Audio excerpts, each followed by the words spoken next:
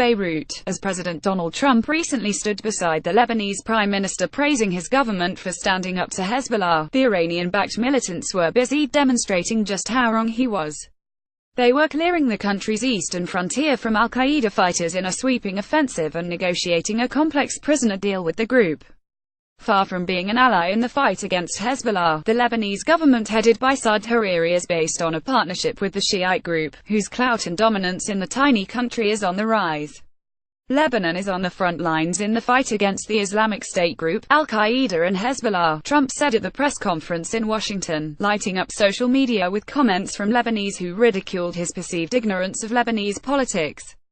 The Lebanese government headed by Hariri was formed in December following an extended paralysis and a presidential vacuum that lasted nearly 3 years. Hariri, a Sunni politician squarely opposed to Hezbollah and Assad, was made prime minister only after an overall bargain was reached with Hezbollah that included the election of Michel Aoun, a Christian and Hezbollah ally, as president. Aoun has repeatedly said that Hezbollah's arms complement those of the Lebanese military. Trump aside, there is much about Hezbollah's role in Lebanon that is sometimes difficult for outsiders to understand. The Iranian proxy is the single most potent military and political force in Lebanon, with an arsenal surpassing that of the country's army. By many accounts, Hezbollah has brought disaster to the country by engaging in destructive wars with Israel, and, as Trump himself noted, it has fueled the humanitarian catastrophe in Syria where it has sent thousands of its fighters to shore up President Bashar Assad's forces. But to its many supporters, the group is a stabilizing force in a fragile country with a historically weak central government that has been repeatedly battered by Israel and struggled against Sunni militancy, particularly since the eruption of the Syrian civil war. The party, founded in the early 80s to fight Israeli occupation of parts of Lebanon, enjoys a support base that extends well beyond its Shiite constituency. It has been a mainstay of Lebanese politics for the past few decades, taking part in governments and offering state-worthy state services to followers in its strongholds without trying to impose its religious views on the country's pluralist society. The group has its own secure telecommunications network and a reach that extends across vital Lebanese installations and infrastructure, as well as veto power in the Lebanese cabinet.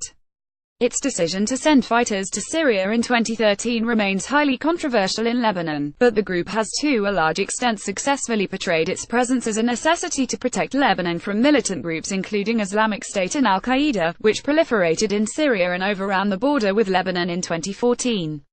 This week, the group took credit for ending the presence of al-Qaeda elements in the border area, following a week-long military offensive and then a negotiated settlement that saw hundreds of al-Qaeda-linked militants, their families and thousands of civilians, return to Syria. The Lebanese military, which has received more than $1 billion in U.S. security assistance in the past decade, took a backseat in the operation. Hariri recognized Hezbollah's role criticized by its opponents in Lebanon, saying that the end result was what mattered and calling it a big achievement. "We have our opinion and Hezbollah has its opinion, but in the end, we met on a consensus that concerns the Lebanese people for the good of the Lebanese economy, security and stability," he said. In a clear distribution of roles, the army is now expected to spearhead an upcoming fight in another section of the border, this time against Islamic State group militants. Declaring victory Friday night, Hezbollah leader Hassan Nasrallah said the army was perfectly capable of winning that fight but offered his support should it be needed. "We are at the service of the Lebanese army and under its command. If they ask for any help we will help," he said in a televised speech. It is this complex relationship between Lebanese governments and Hezbollah that foreigners often find so baffling. Both Lebanon and Hezbollah occupy a grey area. Lebanon isn't really a state, and Hezbollah isn't a terrorist group or isn't only a terrorist group, depending on your view, said Faisal Litani, a senior fellow with the Atlantic Council's Rafik Hariri Center for the Middle East, explaining the misperceptions. So the American tendency is either to treat Hezbollah as controlling the state of Lebanon, or to see Lebanon as a sovereign entity fighting a terrorist group. Both are false. Hariri, whose father, former Premier Rafik Hariri, was assassinated with a ton of explosives in 2005 in a bombing sim blamed on Hezbollah, has a tough balancing act to maintain. Hezbollah and its allies brought down a previous government headed by Hariri in 2011 by resigning while he was in Washington meeting the U.S. president.